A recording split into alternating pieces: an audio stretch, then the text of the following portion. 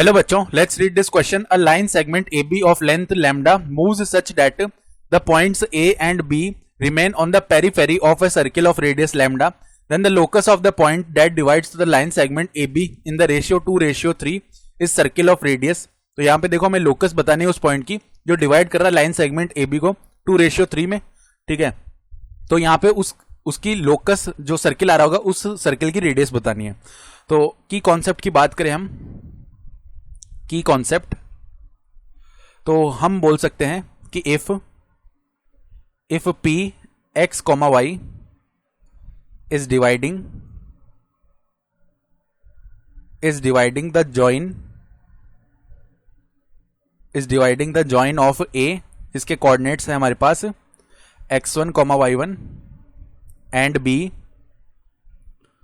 जिसके कोऑर्डिनेट्स हैं x2, y2 इन m ratio n ratio इस रेशियो में. ठीक है, इंटरनली तो इस केस में देखो सेक्शन फॉर्मूला क्या बोलता है कि x, y का जो वैल्यू है वो किसके इक्वल आएगा, mx2 प्लस nx1 अपॉन में m प्लस n और my2 plus ny1 upon m plus n. ये होता है फॉर्मूला. तो अब ध्यान से देखो जो क्वेश्चन में दिया हुआ है वो हम देख लेते हैं. तो एक बार के लिए माना ये हमारी y एक्सिस है इस तरीके की और यहां पे हमारी x एक्सिस है इस तरीके की. मान लेते हैं ये सर्किल है हमारे पास इस तरीके का. तो हमें क्या बोल रहा है कि एक लाइन सेगमेंट AB है जिसकी लेंथ लैम्डा है, वो मूव कर रहा है इस सर्किल पे जिसकी रेडियस भी लैम्डा है. तो मान लो इस तरीके का हमारे पास में एक लाइन सेगमेंट है AB, ये इसकी पेरिफेरी पे ऐसे मूव कर रहा है, इसकी लेंथ लैम्डा है और क्योंकि इस सर्किल की रेडियस भी लैम्डा है तो यहाँ पे देखो ये लैम्डा है और ये पूरी लेंथ भी लैम्डा ही है. तो अगर इस सर्किल की इक्वेशन लिखना चाह रहे हैं तो क्योंकि इसका सेंटर 0,0 है तो x² + y² is equal to radius का स्क्वायर यानी लैम्डा स्क्वायर. ये इसकी इक्वेशन हो गई. अब क्योंकि देखो यहाँ पे हम देख पा रहे हैं कि ये lambda lambda lambda triangle ABO एक इक्विलेटरल ट्राइंगल हो जाएगा ना, तो इसका हर एक एंगल 60 डिग्री हो जाएगा. तो ये एंगल 60 डिग्री है. इस एंगल को हम एक बार के लिए थीटा बोल देते हैं. ठीक है, अब हम क्या करते हैं यहाँ पे, अगर B और A के कोऑर्डिनेट्स इस तरीके से लिखें कि ये सर्किल की इक्वेशन को सेटिस्फाई करें, तो देखो B के कोऑर्डिनेट्स हम कैसे लिख सकते हैं. B को पहले यहाँ पे एक परपेंडिकुलर ड्रॉप कर दिया, इस पॉइंट को M बोल दिया. ठीक है, अब यहाँ पे हम क्या बोल सकते हैं कि ट्राइंगल OBM में, क्योंकि यहाँ पे OB का जो वैल्यू है वो लैम्डा है ना, OB का वैल्यू लैम्डा है. ठीक है, तो अगर हम निकालना चाहें OM जो कि B का x कोऑर्डिनेट हो जाएगा, तो OM निकालने के लिए हम क्या करते हैं, cos थीटा लेते हैं. तो cos theta is equal to क्या हो जाएगा, बेस अपॉन में हाइपोटेन्यूज, सो OM अपॉन में लैम्डा. इसका मतलब है OM का जो वैल्यू है वो लैम्डा cos थीटा हो जाएगा.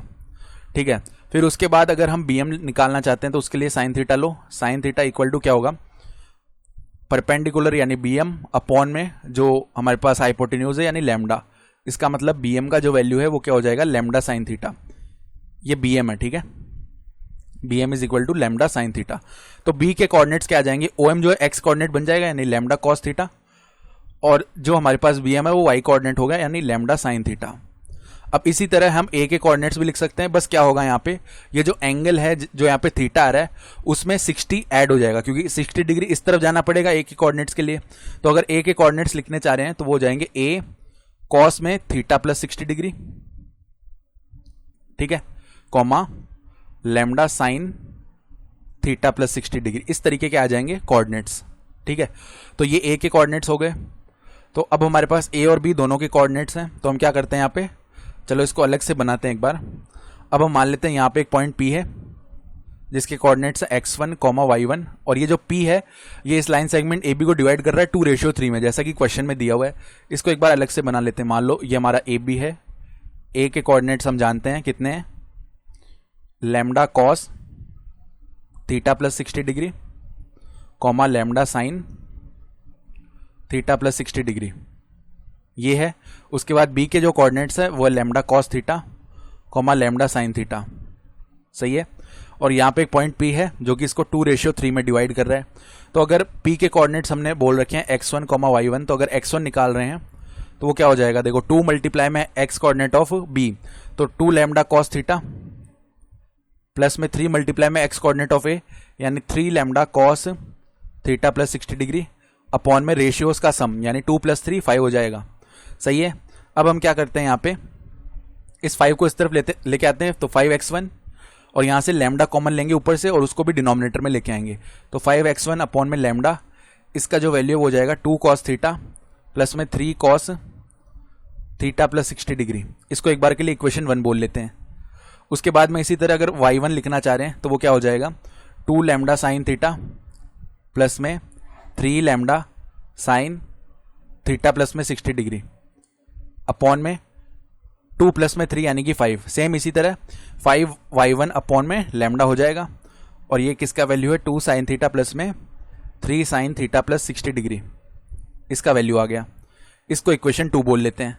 अब हम क्या करेंगे, इक्वेशन 1 और 2 का स्क्वायर करके सम करते हैं। तो 1 स्क्वायर प्लस में 2 का स्क्वायर, ये यहाँ पे फॉलो हो रहा है। तो देखो क्या हो जाएगा, 25 upon lambda square x1 square, ठीक है, प्लस में 25 upon lambda square y1 square, और ये किसके इक्वल आएगा, यहाँ पे a प्लस बी के होल स्क्वायर से ओपन कर लेते हैं इसको। तो 4 cos स्क्वायर थीटा प्लस में 9 cos स्क्वायर थीटा प्लस में 60 डिग्री, प्लस में 2a भी होता है। तो 2 मल्टीप्लाई में 2 4 हो गया, 4 मल्टीप्लाई में 3 12 हो गया, यानी प्लस में 12 cos थीटा प्लस में 60 डिग्री। इसी तरह देखो इसका भी a प्लस बी के होल स्क्वायर से इसको ओपन करेंगे। तो 4 साइन स्क्वायर थीटा प्लस में 9 साइन स्क्वायर थीटा प्लस में 60 डिग्री प्लस में 12 साइन थीटा प्लस में 60 डिग्री, ये वैल्यू आ जाएगा। तो अब देखो इनमें से 25 अपॉन लैम्डा स्क्वायर तो कॉमन कर लिया, तो x1 square plus y1 square बच जाएगा। और इसका जो वैल्यू है, अब देखो इन दोनों टर्म्स में से 4 को कॉमन किया, तो जैसे 4 कॉमन किया cos square theta plus sine square theta, ये आइडेंटिटी हम जानते हैं 1 होता है। इसी तरह इनमें से 9 कॉमन कर लिया, तो 9 और cos square theta plus 60 degree plus sine square theta plus 60 degree, इसका वैल्यू 1 आ जाएगा। प्लस में इनमें से 12 कॉमन कर लिया, तो ब्रैकेट के अंदर कितना बच जाएगा, cos थीटा प्लस में 60 डिग्री प्लस में साइन थीटा प्लस में 60 डिग्री। सही है, ये वैल्यू बच रहा है। तो फर्दर देखो इसको सिंप्लीफाई कर रहे हैं, 25 अपॉन में lambda square x1 square plus में y1 स्क्वायर, ये कितना बन गया, 4 प्लस में 9 यानी कि 13 प्लस में 12। अब देखो इधर एक फॉर्मूला जानते हैं हम कि अगर ऐसे लिखा हुआ है cos A cos B plus sin A sin B, तो इसका वैल्यू क्या हो जाता है, cos A माइनस B हो जाता है। अब यहाँ पे A मैं बोल रहा हूँ थीटा प्लस 60 डिग्री को, B मैं बोल रहा हूँ थीटा को, तो ये क्या हो गया, cos A cos B plus में sin A sin B, ऐसे लिखा हुआ है। तो ये बन जाएगा cos theta plus 60 degree minus में थीटा, यानी कि केवल cos 60 डिग्री। तो यहाँ पे हम क्या बोल सकते हैं कि अगर 25 अपॉन लैम्डा स्क्वायर मल्टीप्लाई में x1 square plus y1 square ये लिख रहे हैं, तो ये क्या आएगा 13 प्लस में 12 अपॉन में 2, यानी cos 60 डिग्री का वैल्यू 1/2 होता है ना, तो ये 12 प्लस 6 बन गया जो कि 19 के इक्वल होता है। सही है। तो अगर केवल x1 square plus y1 square निकालेंगे तो किसके इक्वल आएगा, 19 लैम्डा स्क्वायर अपॉन में 25। अब ये तो हमारे पास x1 और y1 के फॉर्म में है। अब लोकस के लिए हम क्या करेंगे, फॉर लोकस x1 y1 को सब्सटीट्यूट कर देंगे किससे, x y से, जिसका मतलब है ये बनेगा x square plus Y square is equal to, यहाँ पे देखो 19 लैम्डा स्क्वायर को लिख सकते हैं रूट ऑफ 19 लैम्डा अपॉन में 25 को 5 लिख दिया और इसका होल स्क्वायर कर दिया। अब ऐसा हमने क्यों किया, क्योंकि हम इसको एक सर्किल के फॉर्म में लाना चाहते हैं। तो ये सर्किल के फॉर्म की इक्वेशन बन गई, जहाँ पे कंपेयर करने से रेडियस आ जाएगी रूट 19 लैम्डा अपॉन में 5 यूनिट्स, तो ये हमारी रिक्वायर्ड रेडियस हो जाएगी। तो हम बोल सकते हैं कि यहाँ से अगर करेक्ट ऑप्शन देखना है तो ऑप्शन जो डी है वो करेक्ट हो गया। I hope you understood this explanation. Best of luck.